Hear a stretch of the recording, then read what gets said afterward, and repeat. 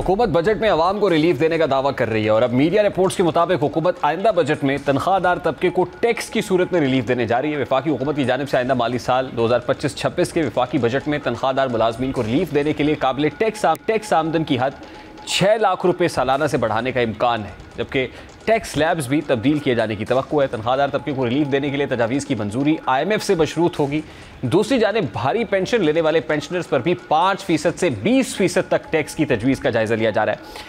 FBR के मुताबिक आइंदा बजट में सिर्फ नीचे वाली स्लैब्स को तब्दील किया जाएगा। बजट में ज़्यादा तनख्वाह वाले तबके के लिए फ़िलहाल कोई रिलीफ की तजवीज़ नहीं है।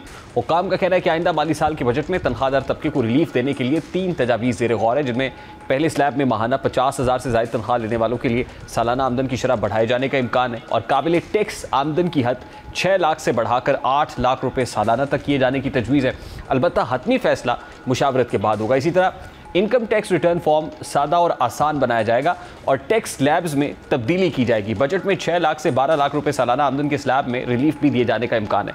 ज़राए का कहना है कि 8 लाख रुपए सालाना तक पेंशन आमदनी पर 5%, 8 से 15 लाख सालाना आमदनी पर 10%, 15 से 20 लाख रुपए सालाना आमदनी पर 12.5%, 20 से 30 लाख रुपए सालाना आमदनी पर 15% और 30 लाख रुपए सालाना से ज़ायद आमदनी पर 20% टैक्स की तजवीज़ है। दूसरी जानिब हुकूमत बजट में कौन कौन से टैक्सेस ख़त्म और बढ़ा सकती है, तो इस हवाले से रवा माली साल के बजट में FBR ने प्रॉपर्टी की फ़रोख्त पर टैक्स फाइलर के लिए 3, नॉन फाइलर के लिए 5% फेडरल एक्साइज ड्यूटी आयद की थी। ज़राए के मुताबिक FBR ने अब फैसला किया है कि इस टैक्स को ख़त्म किया जाएगा, जबकि ज़राए के मुताबिक आइंदा माली साल के बजट में ज़्यादा माहाना पेंशन वसूल करने वालों पर भी टैक्स आयद करने की तजवीज़ ज़ेर गौर है।